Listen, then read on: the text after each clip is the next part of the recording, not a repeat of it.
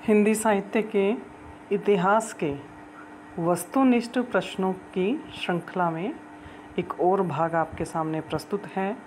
इसमें वैकल्पिक प्रकार के प्रश्न आपके सामने नहीं हैं, बल्कि वन लाइनर यानी कि एक पंक्ति में जो उत्तर दिया जाए ऐसे प्रश्न मैं लेकर आपके सामने हाजिर हूँ। इसी श्रृंखला को करते हुए हम पहला प्रश्न देखते हैं। इतिहास किसे कहते हैं? इतिहास किसे कहते हैं? तो इस इतिहास शब्द आप जानते हो कि इति धन है, धन आस, इन शब्दों से मिलकर बना है, जिसका अर्थ है कि ऐसा जो निश्चित तौर पर घटित हुआ हो। ऐसा जो निश्चित तौर पर घटित हुआ हो इतिहास कहलाता है। गोविंद चंद्र पांडे जी के अनुसार कि इतिहास एक ऐसा ज्ञान में अनुशासन है जिसके माध्यम से किसी देश की सभ्यता और संस्कृति को देखा, परखा, समझा जाता है। अगला प्रश्न है कि इतिहास दर्शन का अर्थ लिखिए। कि इतिहास दर्शन है, उसका अर्थ क्या है? इतिहास के विषय में प्रचलित विविध दृष्टियों, विचारों और मान्यताओं का जिसमें समेकित अध्ययन अनुशीलन होता है, वह इतिहास दर्शन है। साधारण अर्थ समझिए इसका। दर्शन का अर्थ होता है देखना या दृष्टिकोण, यानी कि विभिन्न विद्वानों ने किस किस दृष्टिकोण से इतिहास को देखा है, इतिहास को समझा है या समझने का प्रयास किया है। इतिहास के प्रति उन विद्वानों के जो विचार हैं, उनमें जो विद्वानों के दृष्टिकोण झलकते हैं, वो इतिहास दर्शन कहलाता है। हमारा तीसरा प्रश्न है कि साहित्य इतिहास क्या है? आप साहित्य के विद्यार्थी हैं तो ये आपको ज़रूर मालूम होना चाहिए कि साहित्य का इतिहास किसे कहते हैं या क्या होता है। तो इसे हम आचार्य रामचंद्र शुक्ल जी की परिभाषा से बिल्कुल अच्छे से समझ पाएंगे। शुक्ल जी ने इतिहास ग्रंथ लिखा है हिंदी साहित्य का इतिहास, जो कि 1929 में ईस्वी में प्रकाशित हुआ था। इन्होंने साहित्य इतिहास के बारे में क्या बताया है कि जबकि प्रत्येक देश का साहित्य वहाँ की जनता की चित्तवृत्ति का संचित प्रतिबिंब होता है। इस पंक्ति में क्या कहा है शुक्ल जी ने कि साहित्य जनता की जो मन की जो भावनाएं हैं ना, उनका एक प्रतिबिंब या छाया होती है। तब यह निश्चित है कि जनता की चित्तवृत्ति के परिवर्तन के साथ साथ, यानी कि जैसे जैसे जनता की मन की भावनाएं परिवर्तित हो जाएंगी, उनके साथ साथ साहित्य के स्वरूप में भी परिवर्तन आता चला जाता है। यानी कि जैसे जैसे जनता के मन की भावनाएं परिवर्तित होंगी, वैसे वैसे साहित्य में भी परिवर्तन होता चला जाता है। आदि से अंत तक इन्हीं चित्तवृत्तियों की परंपरा को परखते हुए साहित्य परंपरा के साथ उनका सामंजस्य दिखाना ही साहित्य का इतिहास कहलाता है। यानी कि शुरू से अंत तक इन्हीं मनोवृत्तियों की परंपरा को परखते हुए जब साहित्य की इतिहास परंपरा लिखी जाती है, तो उसमें यानी कि साहित्य में और लोगों की या जनता की भावनाओं में सामंजस्य जब दिखाई देता है, तो वो साहित्य का इतिहास कहलाता है। ये परिभाषा दी है आचार्य रामचंद्र शुक्ल जी ने। अगला प्रश्न है कि हिंदी साहित्य इतिहास का काल विभाजन कीजिए। यानी कि प्रश्न क्या पूछा है कि हिंदी साहित्य के इतिहास का काल विभाजन बताइए। तो इसे 4 भागों में बांटा है शुक्ल जी ने। और कौन कौन से भाग हैं? आदिकाल, भक्तिकाल, रीतिकाल और आधुनिक काल। इन्हें विभिन्न विद्वानों ने अलग अलग नाम दिए हैं। तो यहाँ पर केवल हम बात कर रहे हैं कि काल विभाजन की, तो 4 भागों में इस हिंदी साहित्य के इतिहास को बांटा हुआ है। अगला प्रश्न है कि आचार्य रामचंद्र शुक्ल के अनुसार आदिकाल की समय सीमा निर्धारित कीजिए। आदिकाल की समय सीमा क्या थी? रामचंद्र शुक्ल के अनुसार हमें बतानी है। तो इसका उत्तर होगा संवत 1050 से संवत 1375 तक। यानी कि यहाँ पे संवत शब्द का प्रयोग किया गया है, और आपको ज्ञात हो तो हम ज़्यादातर ईसवी सन का प्रयोग है वो प्रचलित करते हैं या उपयोग में लाते हैं। तो यदि संवत और ईस्वी में अंतर देखा जाए तो 57 ईयर्स का, वर्षों का अंतर होता है। यदि संवत 1050 में से 57 वर्ष घटा दिए जाएं तो वो हमें ईस्वी सन प्राप्त हो जाएगा। तो इन्होंने जो वर्गीकरण है वो संवत के अनुसार किया है। हिंदी, अगला प्रश्न है कि हिंदी साहित्य इतिहास के प्रमुख लेखक और उनकी कृतियों का नामोल्लेख कीजिए। यानी कि किन किन विद्वानों ने साहित्य के इतिहास ग्रंथ लिखे हैं और उन पुस्तकों के नाम क्या हैं, ये हमसे अब पूछा गया है। तो सबसे पहला जो इतिहास ग्रंथ लिखा था वो लिखा था गारसा दत्तासी ने, और उनकी पुस्तक का नाम क्या था? इत्सवार द ला लिटरेट्यूर हिंदुस्तानी। आपको बता दें कि गारसा दत्तासी एक फ्रेंच विद्वान थे और इन्होंने सबसे पहले हिंदी साहित्य का इतिहास है वो लिखने का प्रयास किया। इन्होंने फ्रेंच भाषा में जो इतिहास है वो लिखा था। दूसरे विद्वान हैं शिव सिंह सेंगर। इन्होंने इतिहास ग्रंथ लिखा जिसका नाम है शिव सिंह सरोज। तीसरा नाम है जो कि बहुत महत्वपूर्ण भी है, जॉर्ज ग्रियर्सन, और इनका जो इतिहास ग्रंथ लिखा गया था इसका नाम है the modern vernacular literature of Hindustan. और इस इतिहास ग्रंथ में ही सबसे पहले काल विभाजन है उसका प्रयास मिलता है। जॉर्ज ग्रियर्सन ने ही सबसे पहले हिंदी साहित्य के इतिहास का काल विभाजन करने का प्रयास किया था, और ग्रियर्सन जी ने ही सबसे पहले जो भक्ति काल है उसे स्वर्ण युग की संज्ञा दी थी। अगले हमारे विद्वान हैं मिश्र बंधु। मिश्र बंधु ये तीन मिश्र बंधु थे, तीन भाई थे जिन्होंने मिलकर मिश्र बंधु विनोद नामक साहित्य इतिहास ग्रंथ का लेखन है वो करवाया था या किया था। अगला महत्वपूर्ण नाम आता है आचार्य रामचंद्र शुक्ल। तो इनका मैंने पहले भी जिक्र किया था कि हिंदी साहित्य का इतिहास नामक इन्होंने ग्रंथ लिखा जो कि 1929 ईस्वी में प्रकाशित किया गया।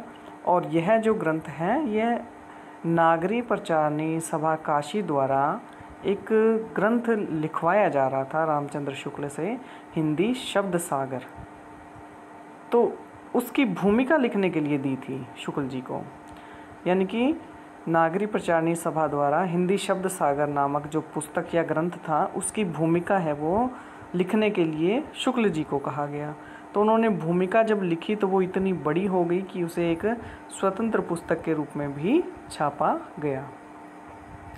अगला हमारा छठे जो विद्वान है वो है आचार्य हजारी प्रसाद द्विवेदी। इन्होंने हिंदी साहित्य की भूमिका, हिंदी साहित्य का उद्भव और विकास और हिंदी साहित्य का आदिकाल, ये तीन जो ग्रंथ हैं वो लिखे हैं। इनमें खैर पूरा आधुनिक काल तक का वर्णन तो नहीं है, केवल इन्होंने हिंदी साहित्य की भूमिका, उद्भव, विकास और आदिकाल इन्हीं विषयों से संबंधित ग्रंथ है वो लिखे हैं। अगला नाम है विश्वनाथ प्रसाद मिश्र का।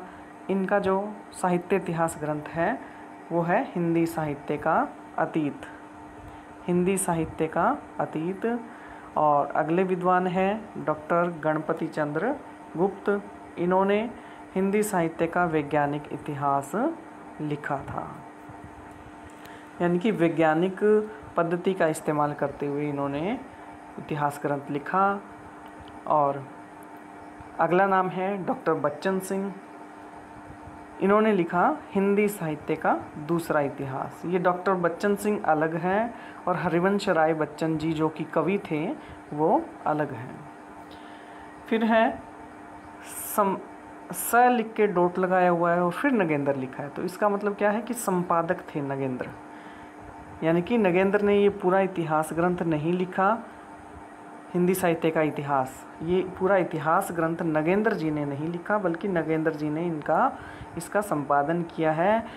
इस इतिहास ग्रंथ का जब आगे आप विषय सूची देखोगे तो वहाँ पर अलग अलग विद्वानों ने जो शोध पत्र प्रस्तुत किए हैं उनका संकलन है वो, संपादन है वो नगेंद्र द्वारा किया गया है। फिर नाम आता है डॉक्टर हरीश चंद्र वर्मा का। तो इन्होंने लिखा हिंदी साहित्य का आदिकाल। एक सबसे महत्वपूर्ण नाम आता है डॉक्टर राम स्वरूप चतुर्वेदी जी, जिन्होंने लिखा है हिंदी साहित्य और संवेदना का विकास।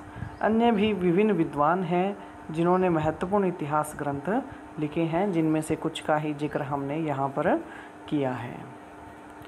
अगले प्रश्न की ओर चलते हैं कि हिंदी साहित्य इतिहास का पहला लेखक और उसके ग्रंथ का नाम बताइए। तो ये हमने किया ही था कि गारसद दत्तासी जी पहले इतिहास लेखक, हिंदी साहित्य के इतिहास लेखक हैं और उनका जो इतिहास ग्रंथ है उसका नाम है इत्सवार the La लिटरेच्यूर एंदू Hindustani.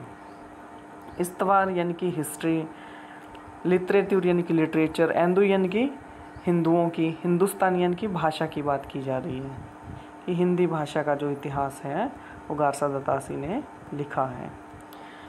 George Grierson द्वारा साहित्य इतिहास ग्रंथ का नामोल्लेख कीजिए। तो ये भी हमने अभी अभी पढ़ा था कि the modern vernacular literature of Hindustan. ये ग्रंथ किसने लिखा था? जॉर्ज ग्रियर्सन ने। कब लिखा था? 1888 ईस्वी में लिखा था। सबसे पहले हिंदी साहित्य का काल विभाजन किसने किया? तो ये भी महत्वपूर्ण बात मैंने पहले बताई आपको कि सबसे पहले जो हिंदी साहित्य का काल विभाजन है वो जॉर्ज ग्रियर्सन द्वारा किया गया है। फिर अगला प्रश्न है कि हिंदी साहित्य के प्रारंभिक काल के विविध नाम और उनके नामकरण करने वाले लेखक का नाम बताइए। यानी कि जो हिंदी साहित्य का प्रारंभिक काल यानी कि जो आदिकाल जिसे हम कहते हैं उसके अलग अलग नाम कौन से हैं और किन किन विद्वानों ने कौन कौन से नाम दिए हैं। तो हम सबसे पहले बात करते हैं आचार्य रामचंद्र शुक्ल की। इन्होंने आदिकाल को वीर गाथा काल नाम दिया है। इनके अनुसार इन्होंने 12 ग्रंथों के आधार पर वीर गाथा काल है वो नाम दिया है। ये इनके अनुसार मतलब उस समय में वीर गाथाएँ अधिक लिखी जाती थी तो उन्होंने प्रवृत्तियों को देखते हुए वीर गाथा काल नाम है वो दिया है। फिर बात करते हैं राहुल साकृत्यायन जी की। तो इन्होंने सिद्ध सामंत युग नाम है वो दिया है। आदिकाल को सिद्ध सामंत युग कहा है। डॉक्टर रामकुमार वर्मा, तो इन्होंने आदिकाल को संधि काल और चारण काल ये 2 नाम दिए हैं। यानी कि आदिकाल को संधि काल और चारण काल 2 नामों से इन्होंने बुलाया है। संधि काल, संधि कहते हैं योग को, यानी कि जहाँ पर अपभ्रंश और हिंदी भाषा का योग है तो उस समय को इन्होंने संधि काल नाम कहा। और चारण काल यानी कि जिस युग में वीर गाथाएँ चारण कवियों द्वारा लिखी जाती थी तो उसे चारण काल नाम है वो दिया गया। इसके बाद हम बात करते हैं अगले विद्वान की जिनका नाम है मिश्र बंधु। यानी कि ये 3 मिश्र बंधु भाई थे जिन्होंने मिलकर ये आपको पहले भी बताया था कि मिश्र बंधु विनोद नामक जो रचना है वो लिखी थी और इसमें इन्होंने आदिकाल को प्रारंभिक काल नाम है वो दिया था। अगली बात करते हैं आचार्य हजारी प्रसाद द्विवेदी की। और आचार्य हजारी प्रसाद द्विवेदी जी ने सर्वप्रथम जो इसका नामकरण किया वो किया आदिकाल, जो कि अब सर्वमान्य है। यानी कि अगर पूछा जाए कि आदिकाल नामकरण किसने किया था तो हजारी प्रसाद द्विवेदी जी ने दिया था। और अगला नाम है महावीर प्रसाद द्विवेदी का। आप जानते ही हो कि द्विवेदी युग का जो नामकरण है वो महावीर प्रसाद द्विवेदी के नाम से जाना जाता है, द्विवेदी युग। तो इन्होंने आदिकाल को बीज वपन काल कहा। यानी कि हिंदी साहित्य के बीज जिस युग में मिलते हैं तो उसे बीज वपन काल नाम है वो इन्होंने दिया है। अगला नाम आता है डॉक्टर हरीश चंद्र वर्मा का। तो इन्होंने आदिकाल को संक्रमण काल कहा है। यानी कि अपभ्रंश और हिंदी का संक्रमण कह सकते हैं भाषा की दृष्टि से कि संक्रमण काल नाम इन्होंने दिया है। अगला हमारा प्रश्न है कि आदिकाल में कितने प्रकार के साहित्य प्राप्त होते हैं। तो मुख्य रूप से अगर बात करें तो आदिकाल में सिद्ध साहित्य, नाथ साहित्य, जैन साहित्य, रासो साहित्य प्राप्त होते हैं तथा साथ साथ कुछ लौकिक साहित्य भी प्राप्त होता है और कुछ जो गद्य रचनाएं हैं वो भी हमें प्राप्त होती हैं। फिर हम बात करते हैं आगे कि सहजिया संप्रदाय के संस्थापक का नाम बताइए। तो सहजिया संप्रदाय के संस्थापक थे एक प्रमुख सिद्ध कवि सरहप्पा। तो आपने नाम सुना होगा, सरहप्पा को प्रथम कवि के रूप में कहा था राहुल साकृत्यायन जी ने। राहुल साकृत्यायन जी हैं वो सरहप्पा को प्रथम कवि के रूप में स्वीकार करते हैं। सिद्धों की भाषा का नाम लिखिए। तो सिद्धों की भाषा कौन सी थी? तो सिद्धों ने संध्या भाषा का उपयोग किया था। संध्या का अर्थ हम मेल जोल से ले सकते हैं कि विभिन्न भाषाओं का जो मेल था, इस कारण इसे संध्या भाषा कहा जाता है। सिद्धों की कितनी संख्या बताई गई है? तो सिद्धों की संख्या है वो 84 बताई गई है। सिद्धों की संख्या है वो 84 बताई गई है। हम बात किस चीज़ की कर रहे हैं कि आदिकाल में कितने प्रकार का साहित्य प्राप्त हुआ था? तो हम यहाँ पर बात कर रहे हैं सिद्ध साहित्य की, कि सिद्ध साहित्य में सहजिया संप्रदाय किसने स्थापित किया था? तो सरहपाद ने। सिद्धों की भाषा कौन सी थी? तो संध्या भाषा थी। सिद्धों की संख्या कितनी थी? तो संख्या ये सिद्धों की संख्या थी वो 84 थी, यानी कि 84 मुख्य जो सिद्ध है वो माने जाते हैं। किस कवि ने आदिकाल में खड़ी बोली को काव्य भाषा बनाया? यानी कि कौन से ऐसे कवि थे जिन्होंने आदिकाल में खड़ी बोली को काव्य भाषा बनाया? यहाँ पे एक गौर करने वाली बात है कि खड़ी बोली जो काव्य भाषा के रूप में पूर्णतः विकसित हुई वो कब हुई थी? भारतेंदु युग में, आधुनिक युग में। लेकिन आधुनिक युग से कितने वर्ष पीछे यानी कि आदिकाल में भी खड़ी बोली का इस्तेमाल है वो किया गया था। किसके द्वारा? तो अमीर खुसरो के द्वारा जो खड़ी बोली है इसमें काव्य की रचना की गई थी।